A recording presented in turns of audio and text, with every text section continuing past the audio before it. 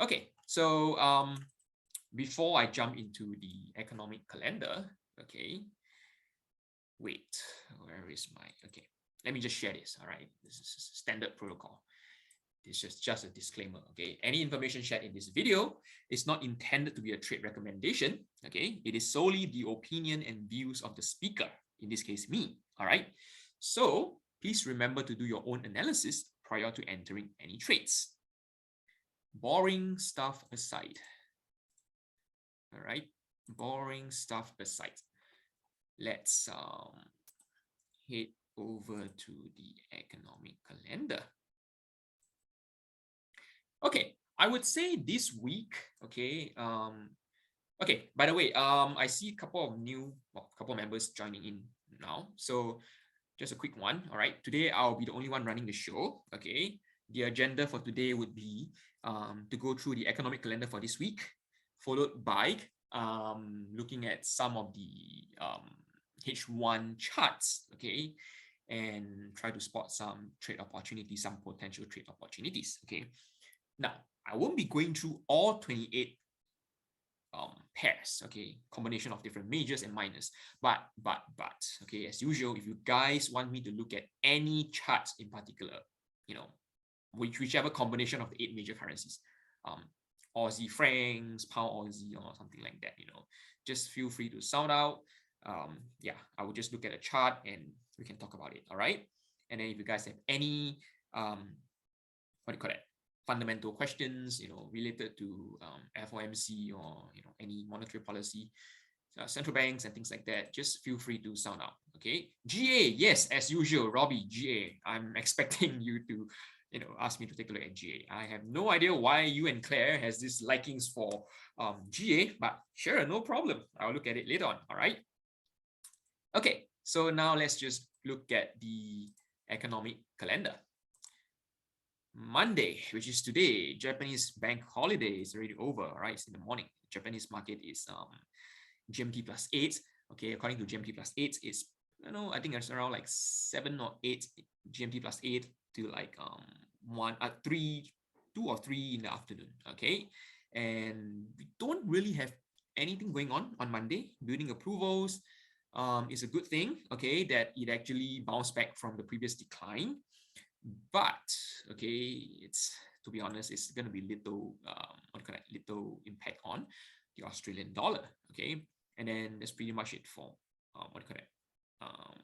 Monday. Okay, maybe there's this Eurozone Centix investor confidence.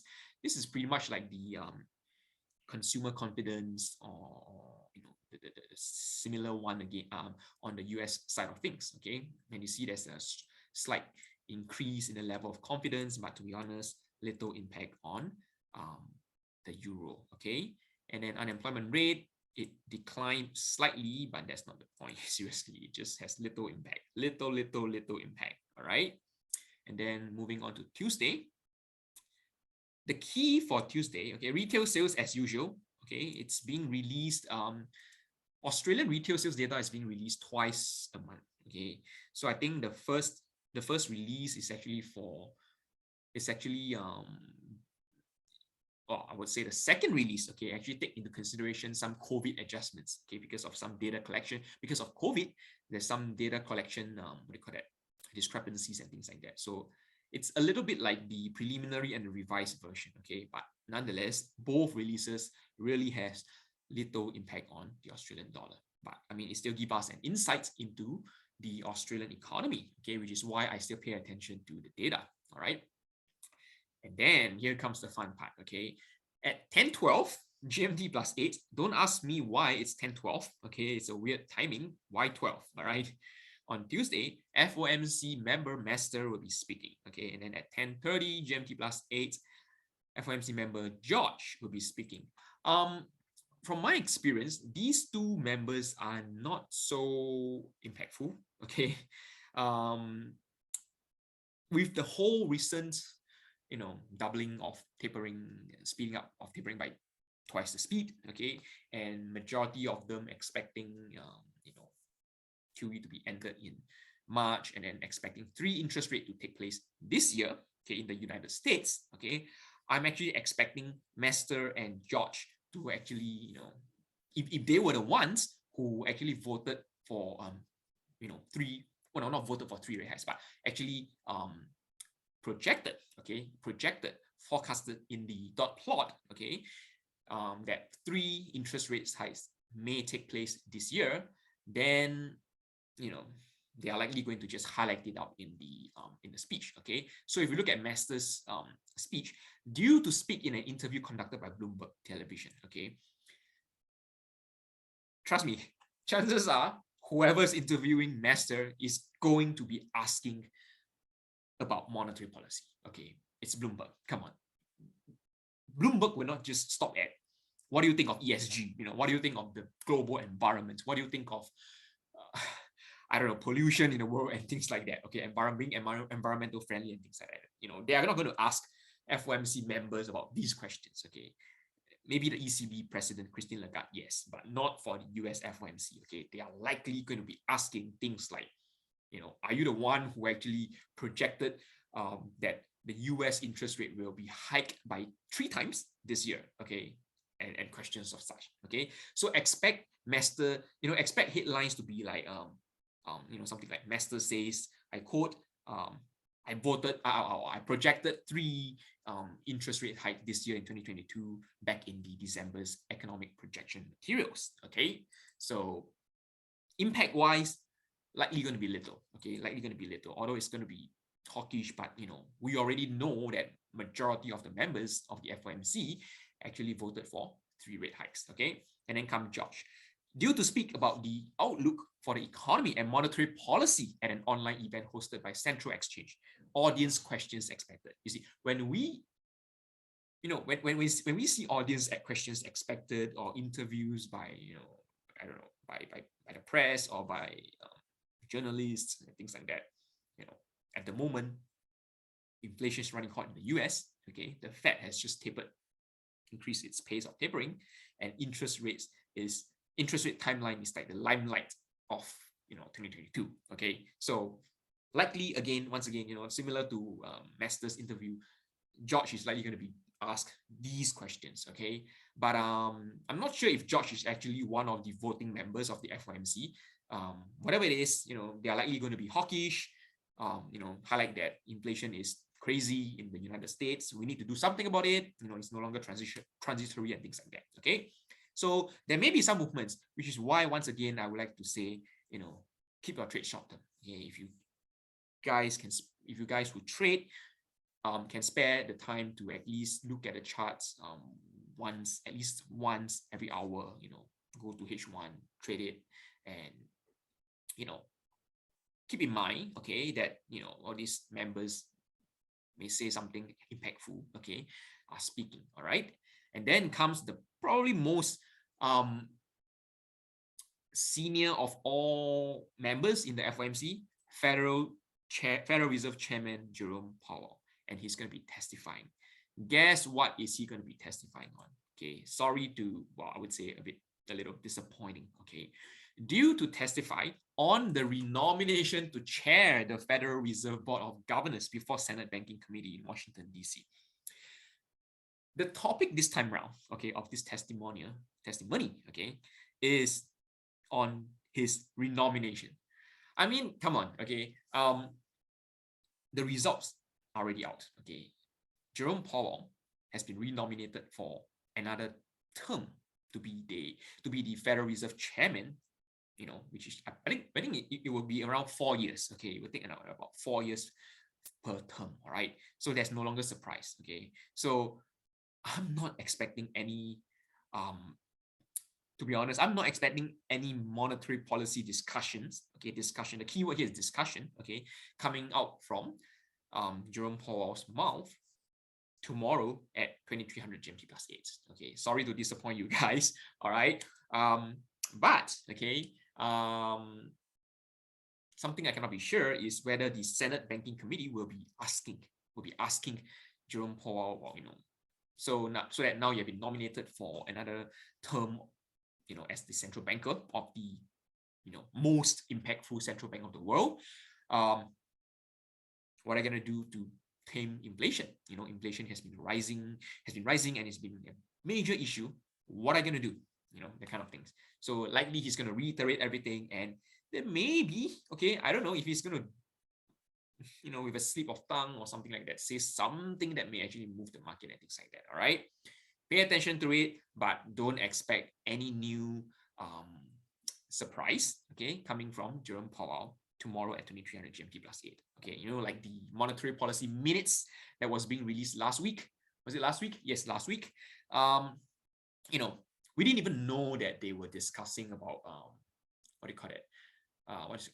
Unloading of bonds, okay, back in the December's meeting until the minutes was being released last week. Okay, that is a little bit of a small surprise, I would say. Okay, but this time around during the testimony, unlikely he's going to present any surprise. Okay, so Jerome Powell has been renominated as the Federal Reserve Chairman for another term. Okay, what about the Vice Chairman? Okay, I will bring you guys over to another calendar, economic calendar from investing.com. Why is that the case? Because it's actually more comprehensive than Forex Factory's economic calendar. Okay. Personally, when I trade, I use both calendars because their data. Okay, the reason why I use Forex Factory is because it's very, very simplified. Okay, it really, you know, cut off all the crap. All right, because in investing.com, there's like, you know, investing.com's proprietary indicators, okay, which they actually release as well, which I don't need to know. I don't use them. All right. And if you look over here, Thomson Reuters, I don't know what's this, IPSOS, PCS. I'm not sure if any one of you actually follow it. I don't even know what it means. All right.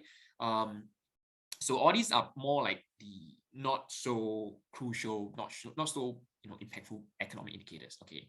So Forex Factory, they don't show all this stuff, and it gives me a more clean outlook, and there's no ads and things like that because I blocked it. All right. And then okay, so why do I use investing.com? Because, okay, like I mentioned, the disadvantage is actually the advantage. Right, it's actually more comprehensive.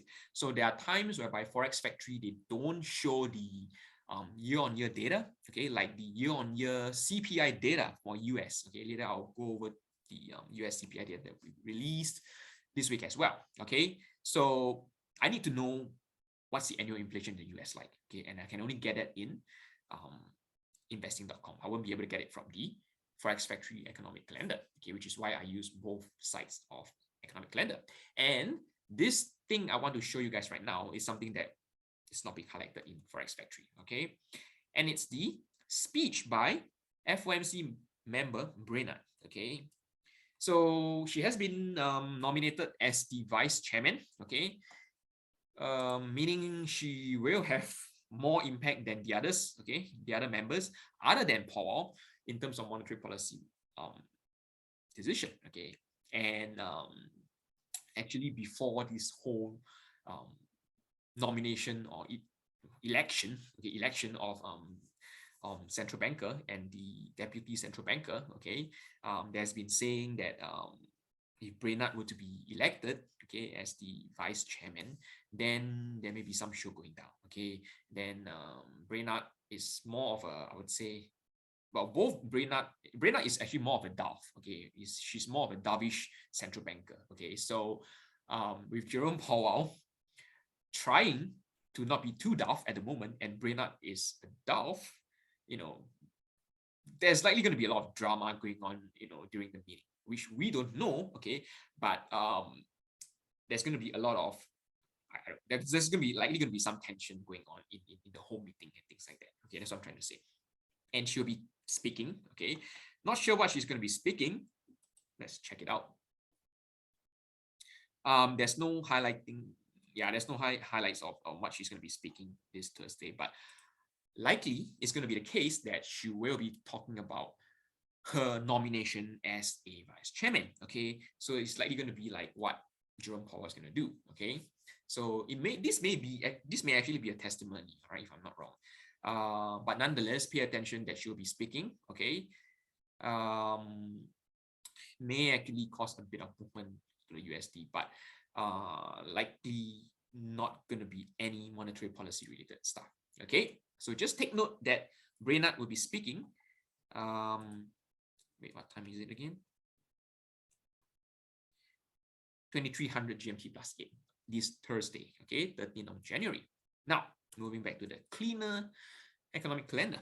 Wednesday, what do we have? Now, this is something that you guys please pay attention to. The US CPI data, okay? Most recent US CPI data released back in December shows that annual inflation, okay, headline inflation, meaning the CPI, okay, not the core, but the CPI, all right, has hit close to 40-year high, okay? And right now at the moment, people out there are actually expecting, after the January release of the CPI data, okay, US inflation to actually hit 40-year high level, okay? Actually this is December. Okay, sorry, back in November. Okay, back in November, inflation was reported to be 0.8. Headline inflation was, monthly headline inflation was reported to be 0.8%. And then this time around in December, we are expecting 0.4% rise. Okay. If it's going to turn out as 0.4%, it may actually push it to the 40-year high level. Okay.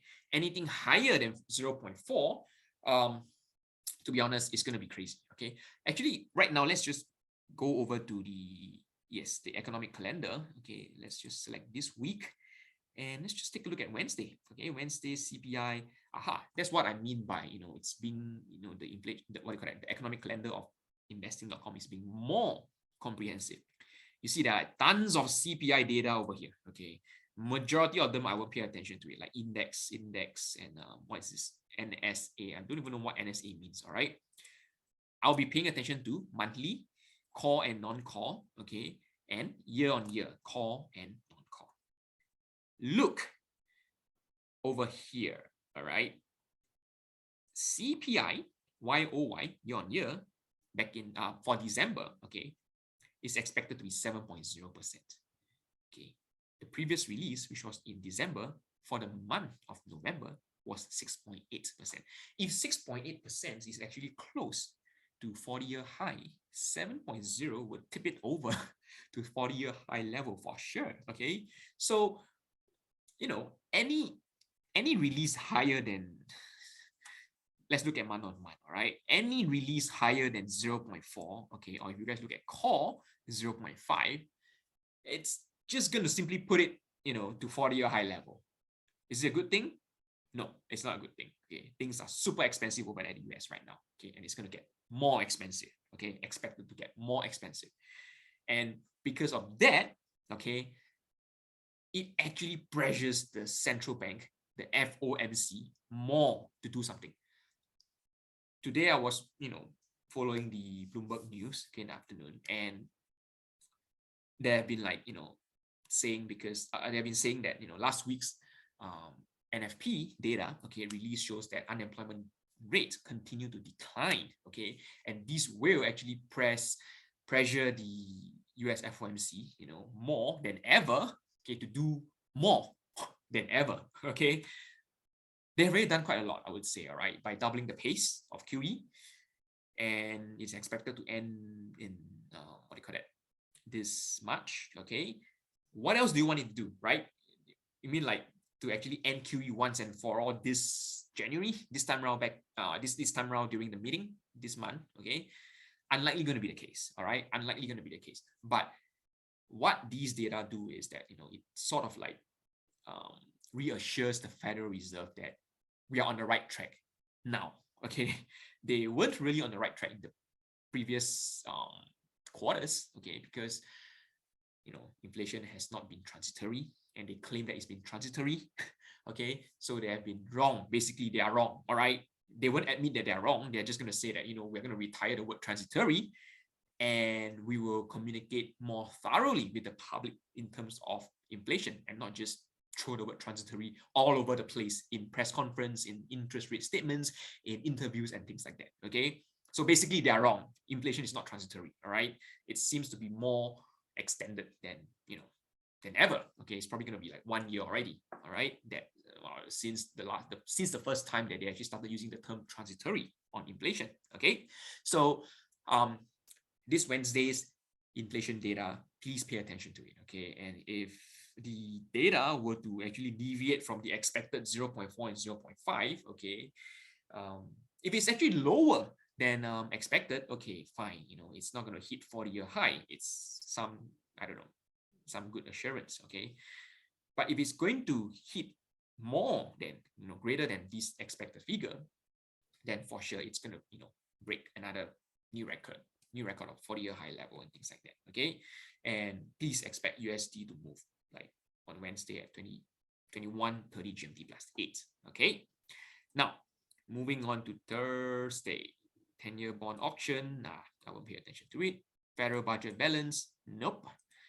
Oh wait, actually on Wednesday, there's this MPC member, okay, will be speaking. So this is actually the Bank of England committee, one of its committee members, okay. Unlikely it's going to have much impact on the British pound, but still feel free to, okay, unlikely, seriously. Look at the topic over here. Due to speak about central bank digital currencies at the Crypto Finance Conference, forget it. Unlikely he's going to speak anything monetary policy related. Now, in a scenario whereby he or she actually, drop a hint or two, I don't know, for whatever reasons, okay, on monetary policy, on the next interest rate hike from the Bank of England, yes, there may be movements in the British pound, okay. But if that is going to happen, it's likely going to be a slip of tongue, okay, because this member is not supposed to speak about monetary policy, okay. It's just going to be on cryptocurrency and things like that, okay. So Thursday, the New Zealand building consents, good to pay attention to it, unlikely going to have much impact. In the afternoon, 16:45, once again, Bank of England member, Man will be speaking, okay, due to participate in a panel discussion about the European economy and the European Investment Bank Annual Economics Conference in Luxembourg. Again, unlikely is going to have any impact on the British pound or even the euro, okay. What else do we have? And okay, at night we have the PPI, US PPI. The CPI is the consumer price index. The PPI is the producer price index. Normally, okay, when it comes to price movements, market participants pay most attention to CPI and not PPI, okay. Nonetheless, we still want to pay attention to it because this basically, it measures the change in the price of finished goods and services sold by producers, okay. CPI measures the change in the price of finished goods and services bought by consumers, all right. So is it going to have any impact on the economy? Yes. Is it going to be impactful on the US dollar? Unlikely, okay, unless the data were to deviate a lot, okay. 0.8 to 0.4 is a slowdown, okay. If it's 0.8 to negative 0 point something, okay, then we may be seeing some movements in the US dollar, okay, but that is not the point. The limelight right now is CPI, okay, and of course jobs report, all right, NFP. And then there's unemployment claims. To be honest, unlikely is going to have any impact anymore, okay. This is a set of data that's being released on a weekly basis, okay. This week will be, the data released this week will be for the previous week, okay. So unlikely is going to have any impact because employment is, well, it says this unemployment claims has pretty much really stabilized around, look at this, it has already pretty much stabilized, after declining, okay, for a period of time, it has pretty much, just stabilized for the past few weeks around the 200/1,000 number of claims, okay. So it's unlikely going to have any more impact for the time being. And then moving on to Friday, we have the UK GDP month-on-month data at 1500 GMT plus 8, expected to be better than previous release, okay. But look at this, release monthly about 40 days after the month ends, okay. So this release will not be for December, it will be for November, okay. A little bit of a stale news, I would say, but it's better than nothing, okay. Impact on price wise, unlikely going to have too big of an impact, okay, unless the data would to deviate a lot, all right. Maybe like, say for example 1.2 instead of 0.4, or maybe negative, instead of 0.1. So unlikely it's going to have too big of an impact on the British pound, okay. And then we have Christine Lagarde speaking at 21:30 GMT plus 8. What are you going to talk about? Let's see. Due to speak at a conference of parliamentary committees for union affairs, okay, unlikely is going to have any impact on the euro as well, okay. I mean, during monetary policy press conference, she has been like quite tight-lipped, okay, about many of their plans and things like that, downplaying Omicron. What else? You know, claiming that the whole tapering of bond buying under PPP is actually a recalibration and things like that, you know, downplaying the whole monetary policy thingy going on. Okay, so do not expect Lagarde to drop anything monetary policy related hints during the Friday's speech. Okay, and then at the same time we have the retail sales data coming in from the US. Okay, may have a little bit of impact. Okay, may have a little bit of impact. Scalping opportunities maybe. Okay, but don't try not to force any trade out of this this set of data release. Okay, it's not as major as the other, you know, as the CPI employment data releases anymore. Okay, core retail sales, like what Jean always says, it has an inconsistent impact from time to time. Okay, but right now at the moment, retail sales is, well, inflation is rising. Okay, I mean, of course, retail sales is rising. Otherwise, it will not, you know, you will not actually push prices up as well, right? Although oil, you know, oil prices is pretty much one of the main leading factor. Okay, so what else do we have? Preliminary University of Michigan consumer sentiment data release. Okay, I will pay attention to the preliminary release, not the final release. Okay, which will be released probably early next month or something. Okay, previous was 70.6. This time around, expect it to be 70.0. Little changed. Okay, I don't think it's going to cause any movements on the US dollar. Okay, that's one thing. Second thing, it's Friday. Okay, it's going to be on Friday. So unlikely there's going to be even more price movements on Friday. All right. And then on Saturday, 12 a.m., FOMC member Williams will be speaking, due to speak about international economics at a webinar hosted by Council of Foreign Relations. Audience questions expected.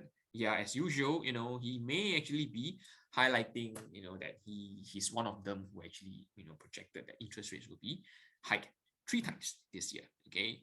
Will there be price movements? Yes, although it's stated 12 a.m. GMT plus 8 over here, but because it's GMT plus 8, it's actually 12 in the afternoon over at New York, well, 12 or maybe 1 p.m. 12 or 11 a.m. Okay, 12 p.m. or 11 a.m. over at New York. So the market will still be on. Okay, so may cause a little bit of price movements. Okay, if Williams were to speak on, you know, or to answer questions on monetary policy related questions. Okay, so with that, yep, I think the highlight of this week is basically CPI. That is the highlight of the week. Okay, pay attention to this. Wednesday, 21:30 GMT plus 8. All right. Now, let me see if I have any questions. Maybe it's a public holiday thing. Yeah, public holiday. You know, the good thing about public holiday is we guys can take a break. All right. The bad thing is if we don't want to take a break, the market doesn't move, so we can't trade. All right. Okay. You guys have any questions on economic calendar later on, or, you know, yeah, basically later on, put in the chat, or put in the Ecofin chat as well. Okay. With that, I will go over to the charts. Where is my chart? Okay, let's see. All right. Let us start with the Aussie dollar. Okay, so like I've said, I will be covering H1 time frame. Okay, so during the currency call today, let me just pull up my notes. Okay, what did I share? I mentioned short-term buy, okay, at the entry of 0.722, which is here. And, you know, like I've been telling some of the members before the call, there wasn't any big movements throughout the day, okay, until right now. Okay, it's still like, it's still like some, wow, less than 30 pips of movements top to bottom, like highest to the lowest range. Okay, so not so promising today, I would say, okay, in terms of price movements, unless the US market open will actually cause an impact later on at 2230 GMT plus 8. Okay, and at the moment, Australian dollar is actually heading downwards. Okay, and my sell entry is at 0.712, which is like, oh my goodness, it has to break the support, all right? Unless there's going to be something major happening later on, okay? Otherwise, unlikely the Aussie dollar is going to break below the support. Why is that the case? Okay, right now it's trading at 0.718. For it to go down to 0.712, that's like 60 pips of movement, all right? In case you guys don't know, the Aussie dollar and the New Zealand dollar, okay, well, as in Aussie versus the dollar, okay, and the Kiwi versus the dollar, they don't move that much, right? From top to bottom, from bottom to top, 60 pips would be the norm. 60 pips will be pretty much the max, okay? If anything above that, we have to, require some major news happening and things like that before you move, okay? Unlikely, okay, we are going to have any trade ideas for Aussie dollar, okay? Right now, you may be tempted to sell, but look, 0.718, my support level is at 0.716. And remember, okay, when we look at support and resistance, as much as we say the word level, okay, we look at the zone, okay, meaning, let me just see where's the, oh my goodness, I've been using for this for quite a while. Where is the, oh my goodness, what's wrong with, okay. We just get this then horizontal line. Normally when we talk about support and resistance, we don't just talk about what do you call it, a level, we talk about a zone. Okay, so the zone is pretty much covered by the two red lines, okay, and then the gold line, orange line, okay, is actually the middle line of my zone. Okay, so what this means is that, price is moving close towards the zone. It's probably around 10 pips away, okay, unless you guys want to scalp that 10 pips. Otherwise, I wouldn't take the risk, okay? And anywhere within the, what do you call that, the zone, the support resistance zone, is something that I wouldn't want to touch, all right? So at the moment, buying looks unlikely. Selling is, we have a very low profit target, all right? So Aussie dollar is pretty much out. All right, so let's move on to the New Zealand dollar. Now, New Zealand dollar, today I mentioned that we can actually look for a short-term buy at 0.682, which is, wow, here. It's so far away, 0.682. Right now it's only 0.672, 6762. Okay, that's like some 60 pips away. If you expect New Zealand dollar to move up by 60 pips, I don't know. Maybe Jerome Powell will give an ad hoc announcement that we are not going to increase interest rate hike, and we're not going to increase interest rates anymore this year. Maybe, okay, that may actually cause a super weakening of the US dollar. Hence, Kiwi dollar may actually rise. So a buy is also out. All right. Now, what about a sell? My sell, okay, was at 0.669, which is once again after it breaks the what do you call it, support of 0.674. Okay. But that is on H4. H1, can we actually look at any short-term trade? At the moment, yes, the momentum is strong and 676, 674. My answer to this is no. Once again, sadly, no, because it's really moving close towards the support zone. Okay, support level, support zone. All right.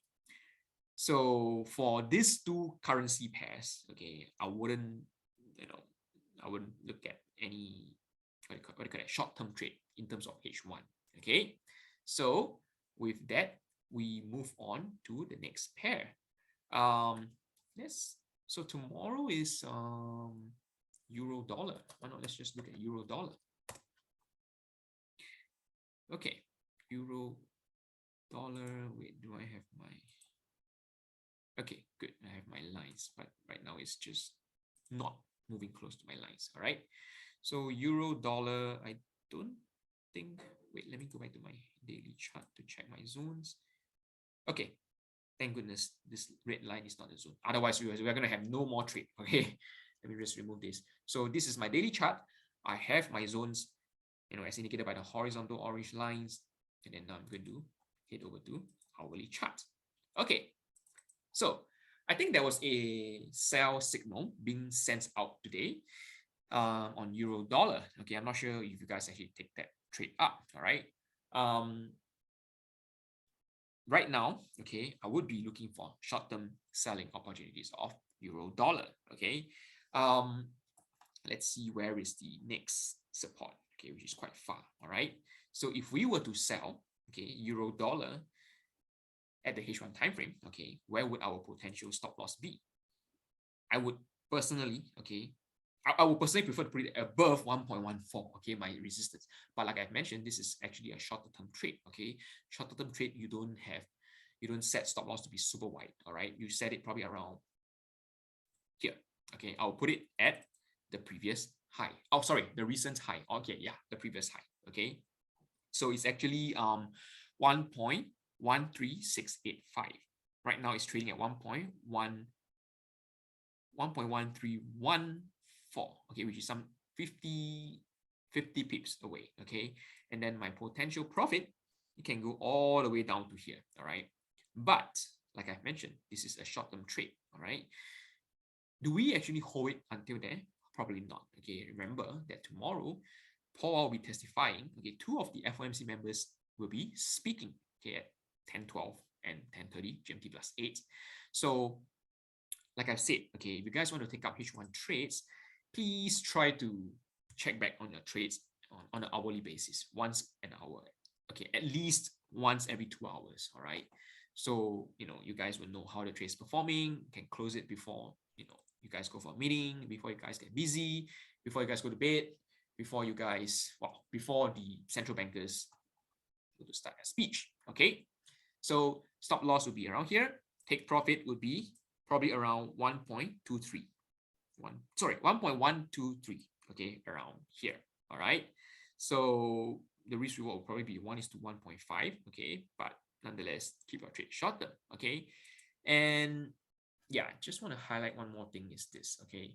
The trade ideas that's being given. Okay, when I say short term, I actually mean probably up to Wednesday. Okay, up to Wednesday. We have another session on Wednesday, okay, which I'll be going through the H1 charts again, okay, and then those trade ideas that will be covered on Wednesday evening, will be valid up to the following Monday's evening. Okay, so I try to keep I try to have like more trades short terms, like look for short term trade opportunities for you guys. All right, because I know my trade ideas, the ones that I post on Forex Trading Asia, are pretty much more of the longer term. Okay, and then for the trade signals, okay, they are actually even shorter term. Okay, even shorter term than the ones that I'm covering over here. Okay, although those are based on H1 trades as well.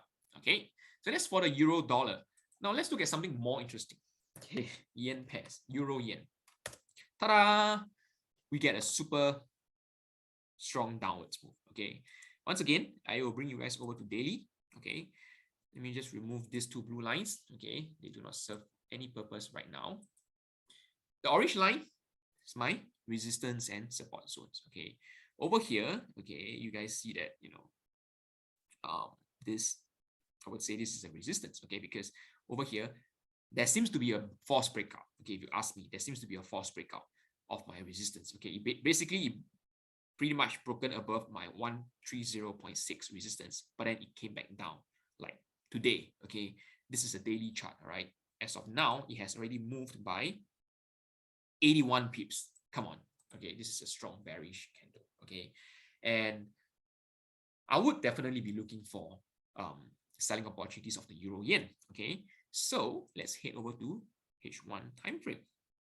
Now, what it's trying to do at the moment, okay, like I said, it's actually a false breakout. So that means it hasn't breakout of the resistance zone yet. So it's actually right now bouncing off the resistance zone. Okay, bouncing downwards, meaning it heads into the resistance zone and then it's moving away from the resistance zone right now. Away in this case meaning downwards. All right. If we were to go down further, okay, to be honest, I wouldn't want to try looking for selling opportunities today. Okay, today meaning like up to today, up to the end of US session. Okay, why is that the case? Because the euro yen has already declined by 80 pips. Okay, it's actually a lot to be for euro yen to move 80 pips. Okay, normally it will move around 60, 70 pips, that kind of range. All right, but for euro yen to move 80 pips, and it seems like you're going to move a little bit more. Okay, if you guys want to take up this trade, okay, it's actually bouncing off my resistance right now. All right, keep your trades very, very short term. Not scalping. Okay, but you guys, seriously, I don't know, if you guys were to take out a short trade later on before the US market opened, or during the US market, I would just, if there's any 10 or 12 or 14 pips of profit level of profits, I would actually take it. Okay, because if you want it to move all the way down to the 128.3 level, it's unlikely going to happen. Okay, it's unlikely going to happen unless there's some major impact news that is being announced, or breaking news and things like that. Maybe North Korea fires another another missile and things like that, causing panic, political tensions and things like that. Okay, otherwise unlikely going to be the case. Personally, I would stay out of euro yen. I will wait for it to bounce off. Okay, bounced off. Which level do I mean by bounced off? Okay, I'll probably look at 130.2. Let me just put that line over here. Okay, if it actually can go all the way to 130.2, which probably will be, which probably requires up to like tomorrow, okay, then I will be looking for selling opportunities. Okay, yeah, I'll be looking for short-term opportunities only after it hit like 130.2. Okay, otherwise right now, anything that you guys are entering, really just take it and run. Okay, take some 10 pips profit and run for euro yen because of the strong downwards momentum. It seems to me like a risk off sentiment right now. Okay, then euro yen, why not let's just look at dollar yen. Okay, let's just look at dollar yen, how dollar yen is moving right now. Same thing. Okay, it's like a risk off kind of sentiment. Okay, daily chart, remove the blue lines. These are my zones. You can see, okay, last week dollar yen broke above the resistance of 115, but okay, it actually bounced down from the 116 level, which is here. Okay, 116 level. It failed to break above 116. Okay, for whatever reason. Okay, I think it was during the NFP that it causes the disappointment from the 199,000 jobs being added, actually pushes the what do you call it, because it's a daily chart, pushes the dollar yen down from the 116 level. Okay, and at the moment it's heading towards my support of 115. Okay, let's go to H1, and I can tell you right now, okay, unlikely, and I don't suggest looking for selling opportunities based on this support. Of course, if you guys have support and resistance drawn differently from my case, from my zones, okay, then yes, you may go ahead and look for selling opportunities. Okay, but pay attention. 115 is a round level. It's a round figure level. It's a psychological level. Okay, so to be safe, okay, I would want to see it break below 115, probably like 114.7. Okay, for me to feel safe to actually look for selling opportunities. Okay, so that's for the dollar yen. Let's look at the fast moving pound yen. Okay, let's look at the fast. Hey, have we actually gone through the pound yen? Let me just take a look again. Okay, no, not yet. So the chart as usual. This is my zones. So what has it been doing? Once again, okay, we can see it actually bounced off the resistance of 158. Okay, and it's moving downwards at the moment. There's still quite a bit of space, okay, I would say, for pound yen before it reaches my support of 115.9. Currently it's trading at 156.5, I would say. Yeah, 156.4. Okay. Short-term trade, yes. Probably not until Wednesday. Okay. If you guys want to look for trading opportunities, the momentum for pound yen at the moment is strong. Okay. And given that it's pound yen, okay, codename dragon, it moves a lot. Okay. There's what do you call that? It gives big movements, all right, basically. So if it's a what do you call it? Across the board kind of a risk-off sentiment coming from the market, okay, we may actually be seeing pound yen going lower, okay. And how much has pound yen been moving for today? Okay, let's just measure from the top to the bottom. From the top to the bottom is 100 pips. To be honest, pound yen 100 pips, no problem. All right, may even move more later on at the US Open. So if you guys want to look for a yen pair to trade, pound yen may likely be the best choice right now. But try not to hold your trade overnight, because yeah, before you know it, it may actually come close to my support of 155.9, or the look over here. There's this key level over here, 156. Okay, so the 156 level may be a bit of a obstacle for pound yen to breach. Okay, unless there is a strong risk-off sentiment reason. Okay, as you guys know, pound yen, as you guys know, the Bank of England, okay, is pretty hawkish at the moment, and we can actually expect more interest rates coming up in the near future. Okay, the next meeting, monetary policy meeting. Hence, fundamentally, I don't know why I don't see why pound is weakening. Okay, but right now it's probably because of market sentiment. Okay, and market sentiment changes just like that. Okay, so pound yen potential selling opportunities. Okay, trade probably up to 156.1, or you guys can push all the way to 156 if you want. All right, likely it's going to bounce off 156, but yeah, aggressive ones will be 156, and then your stop loss, this is actually a very bad risk reward, but personally I still would want to take it. Okay, because of the strong momentum coming in from pound yen. Okay, stop loss wise, ideally it will be here. Okay, which is why it's 157.4. Okay, 157.4. So it's going to be a very, very, very poor risk reward ratio. Probably like you're risking 3 for 1. Not that I'm recommending you guys to take up this trade, but trade based on the momentum, short term. Okay, not to the point whereby it's scalping. Okay, it's short term. Look at the moment, it's still moving. Okay, if you look at, let's go down to lower time frame, M15. Look, okay, look, it's every candle is just bearish, and then there's this one green candle here that's just like a slight retracement, and then it's it's yeah, you guys may actually be entering the trade right now when I'm actually talking to you guys. Okay, so yeah, you guys decide, you guys make the call, but I would say yes, there's quite a bit of chance to make some pips out of pound yen, although the risk reward is bad, although it's moving towards the 156 or my support zone. It's purely trading based on market sentiment, momentum. All right. What other pairs can I look at? Let's see. I think, is it not better to wait for a short-term pullback before shorting? You can. Okay, you can. So Sunil posed this question. Okay, if we were to go back to M15, okay. So if we were to look at this candle over here, okay.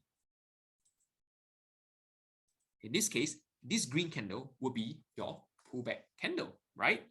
I mean, if you guys trade pending orders, okay, let's say sell limit, okay, if you guys set a sell limit in this case, okay, right now at the moment, suppose we are at this candle, okay, this candle highlighted by this vertical blue dotted line, okay. You guys feel that there may be a retracement coming up, like the next green candle. Okay, of course all these are based on hindsight, right? Then you guys may actually set a sell limits maybe around here.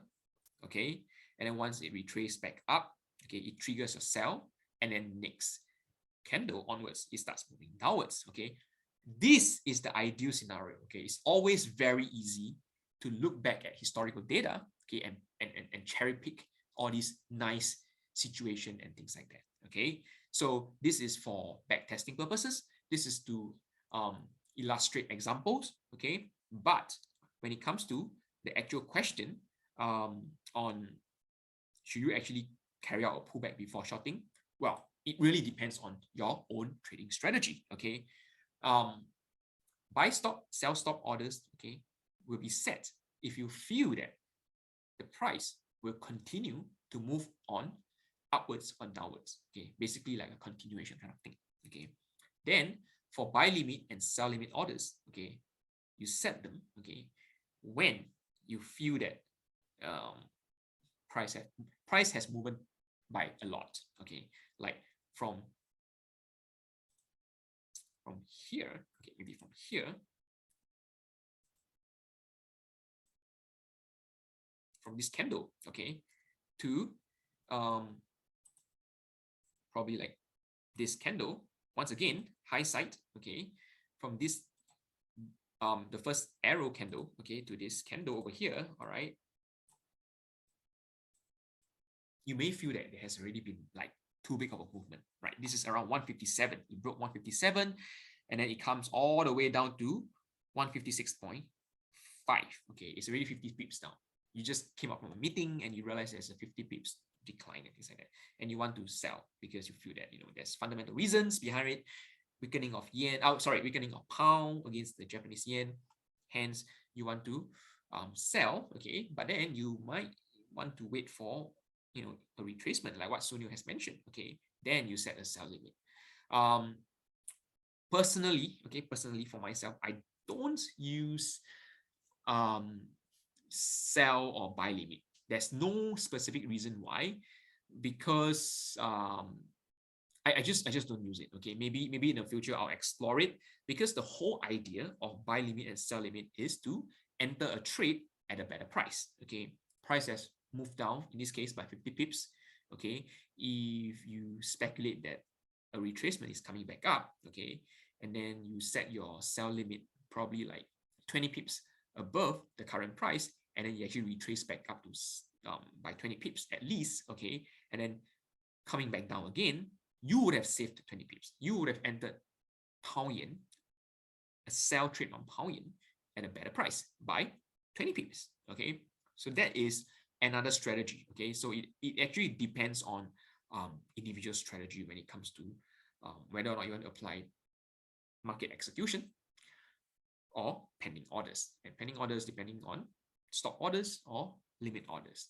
Okay, can you give your view on dollar francs and dollar CAD? Sure. Okay, but before that, let me go over to Robbie's and Claire's favorite pair, Pound Aussie. Okay, Pound Aussie. Let's just look at H1.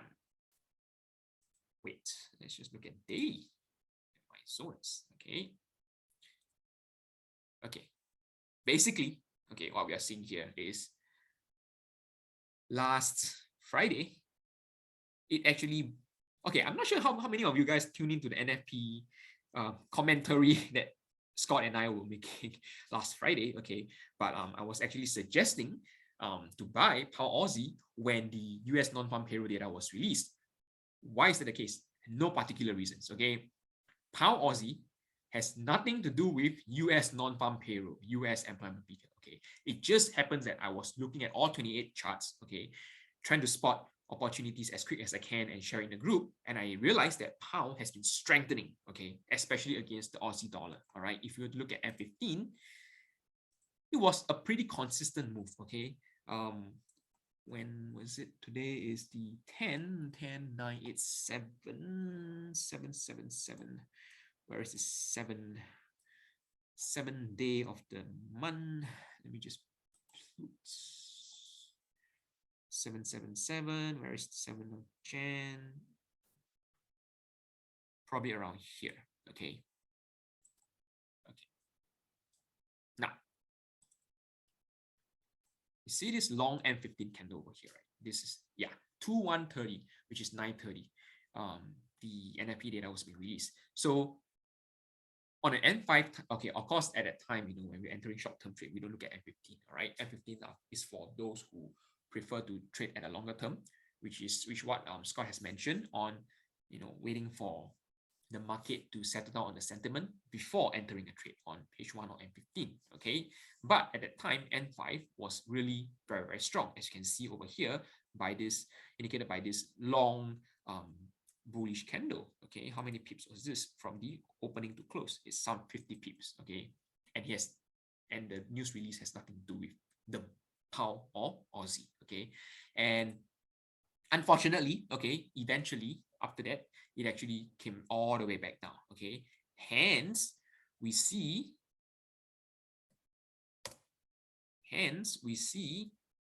a strong rejection over here. Okay, just remove this so you guys can see. All right, this candle over here, you can see this is like a, I don't know what you call this, maybe a gravestone doji or something like that, I don't know, but shooting star maybe.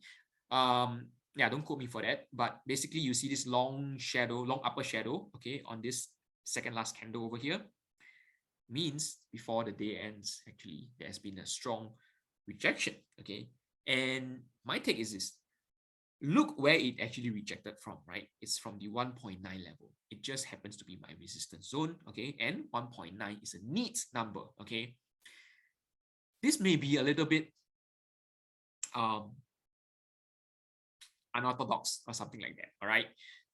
Right now, pound Aussie is trading at 1.89, okay? But when it goes to 1.9, okay, it's pretty much like a human psychology kind of thing, okay? That's why, hence it's called a psychological level, okay?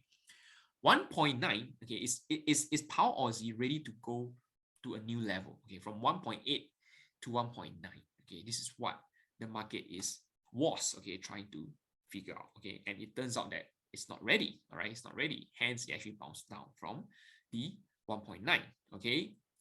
At the moment, okay, do we have any trade?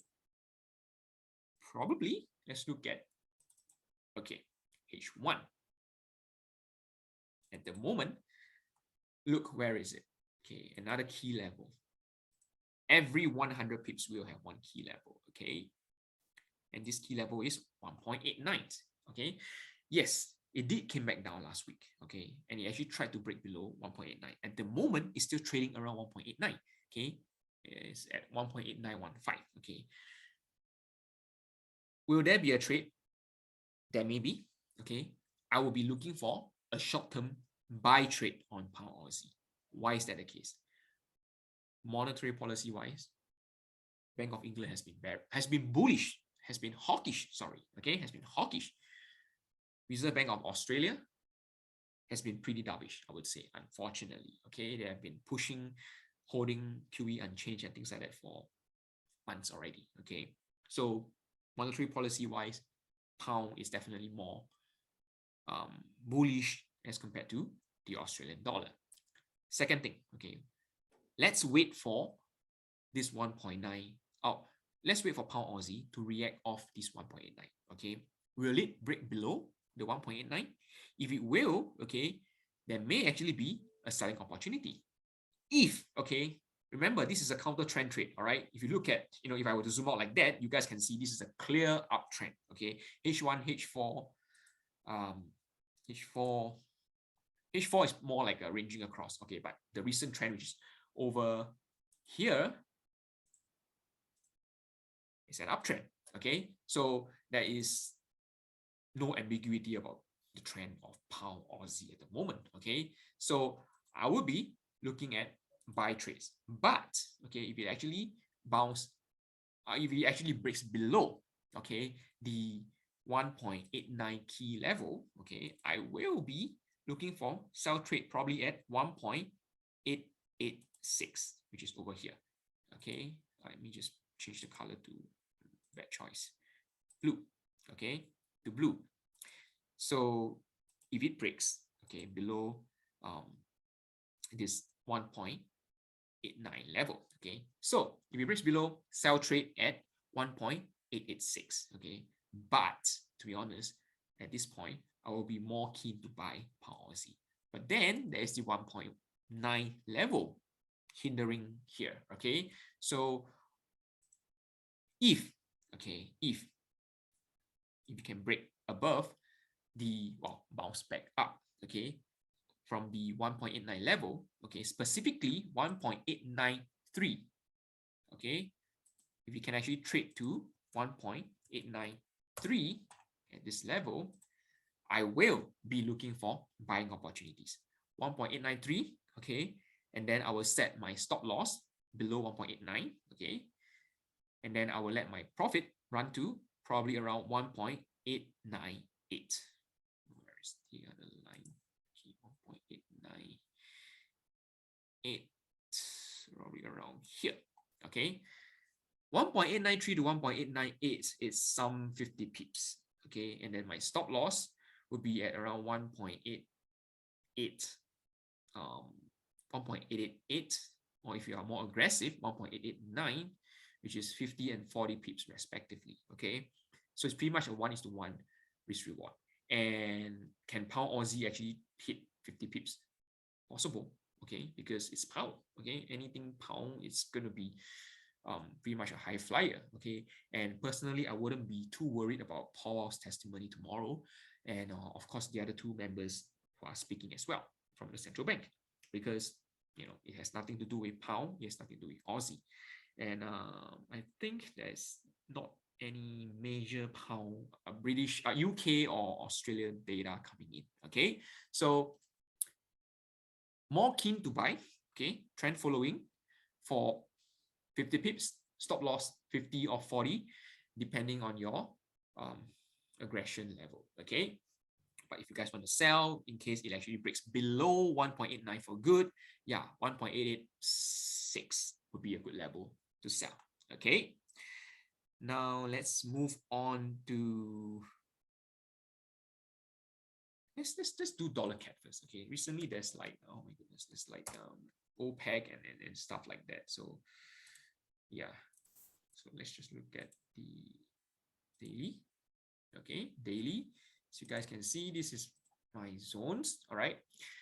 At the moment, okay, yeah, I know why I want to talk about dollar CAD first, okay. At the moment, it's actually testing my support of 1.264, okay. Last Friday, okay, NFP 7th of January, data was pretty disappointing coming out from the US side, okay. For the Canadian side,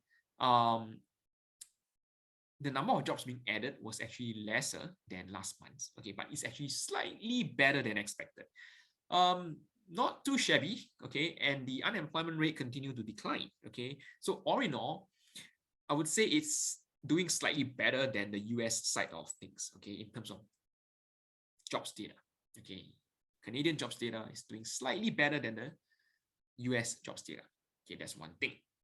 Now, probably the main reason why dollar CAD is declining, okay, has declined last week like that, was probably because of oil price, okay. Oil price, let's just switch over to US oil, okay. Look at crude oil, look at the price, look, it has been increasing like, I don't know what, and okay, great. Last week, it actually tried to break above the $80 per barrel mark, but it failed to. And then right now, today it's actually trading at 78.50, okay, which is, I don't know, it's a good thing for dollar CAD, okay. Otherwise, it's gonna break my support, okay. So what I'm trying to say is the weakening of dollar CAD is more or less due to the strengthening of oil prices, leading to the strengthening of the Canadian dollar, okay. But it is still, like I've said, testing my support level of 1.264. And at the moment, okay, today at least, you see a long lower shadow, okay, as long as longer than the body of the candle, okay, longer than the body of the bullish candle over here, okay. So at the moment, dollar CAD, I would say I will have to wait, okay. Going down to H1, I would actually wait. It may actually bounce off, okay. It may actually bounce off the support, meaning I'll be looking for buying opportunities, okay. short term, please, really short term, all right? Because basically because of oil price, all right?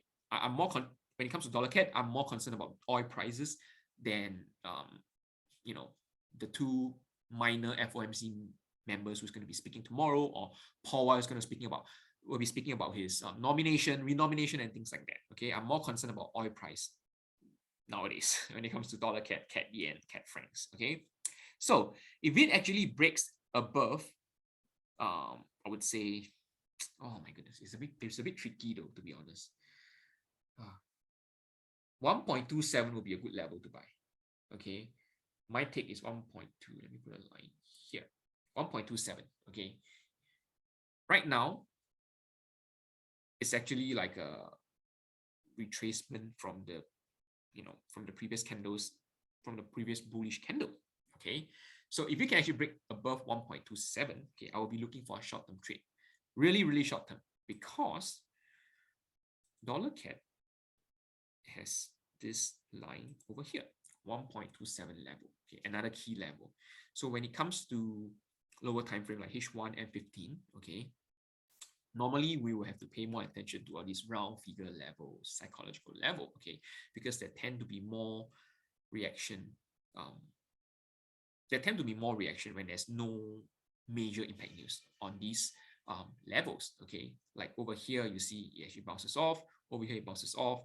Over here, when it breaks downwards and break upwards, you can see that there is actually strong conviction, okay, for it to move in that direction before it can break. Okay, like over here, the most recent one will probably be the NFP, okay, which causes the dollar CAD to break down below the 1.27 level. So when there's no major impact news or no major impact announcements, political happenings around the world, prices may slow down when it comes to key levels, okay, when prices are trading close to a key level. So yeah, if you want to trade dollar CAD, I'll look for a buy, okay. As for a sell, I'm not so keen on selling, to be honest, because, okay, first of all, even if it breaks below, okay, you know what, let's just give a level, okay, 1.258 would be the level that I look at if I want to sell, okay. Why is that the case? First, it has to break this 1.264 support level, okay, and then when it breaks below, there's the 1.26. Another obstacle to be cleared by dollar CAD, okay. Only if it trades at around 1.258 will I be looking for selling opportunities, okay. And at the moment, as I'm talking, okay, dollar CAD seems to be making a comeback, okay. Pay attention to 1.27 later on when the US market opens in I don't know, 1 hour 15 minutes time, okay. If we actually hit 1.27, can consider taking a buy trade, hit and run, all right, hit and run. No more than, probably like 1.269, you can just take your profit and run, all right. Then let's go. Did we do pound dollar? Yes, we did do pound dollar. Okay, let me just go through the dollar francs first. Okay, dollar francs is something that I trade, but I don't trade often, okay, because I don't think I have my zone strong here. Yeah, I don't really look at dollar francs that often, okay. But if you want to look at H1, wait a minute, let me just look at H4 to see the overall. Okay, overall dollar is strengthening against the francs, which is good, okay, because the Switzerland National Bank has been trying to weaken Switzerland francs, okay, by carrying out some market intervention, such as buying foreign currencies against the Switzerland francs, okay. So is there any, wait, there is one level here. Okay, 9.2 is over here. Seriously, it's moving so slow. I wouldn't even want to trade this, okay. Why do I say it's moving so slow? Let's just measure this range over here, okay. This is 6th of January. For last Friday, okay, there's just been like a 50 pips range bound kind of a movement. I wouldn't say range bound, okay, but from the top to the bottom is actually just 50 pips, okay.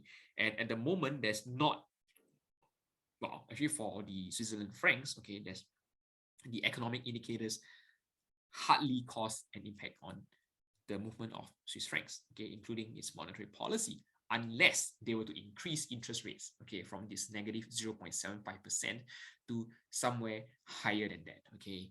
Otherwise, Swiss francs is pretty much like a safe haven currency. The way we trade Swiss francs is pretty much like the safe haven currency. And at the moment, there's not really any conviction for me to buy or sell dollar francs. Okay, so my advice is to stay out of dollar francs. Although we see this strengthening of US dollar, not sure how long it's going to last, and I'm very very very I have little confidence on dollar francs movement at the moment. Okay, and if you guys want to take dollar francs, I don't know. Wait for the FOMC's members tomorrow. That's probably your best hope from now until tomorrow. Okay, and then wait for the US CPI data release. Okay, but to be honest, when the US CPI data has been released, I will have many more convincing pairs to trade rather than dollar francs. Okay, so dollar francs, dollar francs is out. I wouldn't take on dollar francs. Okay, any more questions? Speaking about breakouts, do you personally long it once it reaches the level? The level that, okay, the entry level that I state, okay, be it at currency call or on Monday and Wednesday night call, are levels that I enter at all right. So for example, let's go back to, let's see if we have dollar CAD. Do we have levels being set here? Yes. Okay. For example, dollar CAD. I said that, okay, if it hits 1.27, okay, if it hits 1.27, oh, no, not 1.27, sorry, 1.267, okay. If it hits 1.267, I'll be looking for buying opportunities, okay. So that means if I were to trade based on buy stop order, okay, then I will set my buy stop order at 1.267, okay. It's, if you guys would want to be more safe, okay, you guys can wait for it to move higher than 1.267 before looking for buying opportunities. But when I share my trade ideas with you guys, okay, when I say 1.267, that is the entry level that I'm looking at, okay. But when I say key level, like round level at 1.27, 1.26, 1.28, 1.29, and things like that, okay, those are the levels that I will not enter. Okay, those are the levels that I will not enter because it's still, flirting around with the level, touching the level. I don't know, like trying to break above, trying to bounce off below, and things like that. All the different movements. So I would prefer to wait for a breakout, a break above, a break below the key level, or a bounce upwards or bounce downwards the key level, before looking for trading opportunities. But right now, I think dollar CAD, there's a chance for it. Okay, right now it's like not sure what's going to move. We can wait for the US market open before we look for any possible buy on dollar CAD. Okay, so that's pretty much it for today.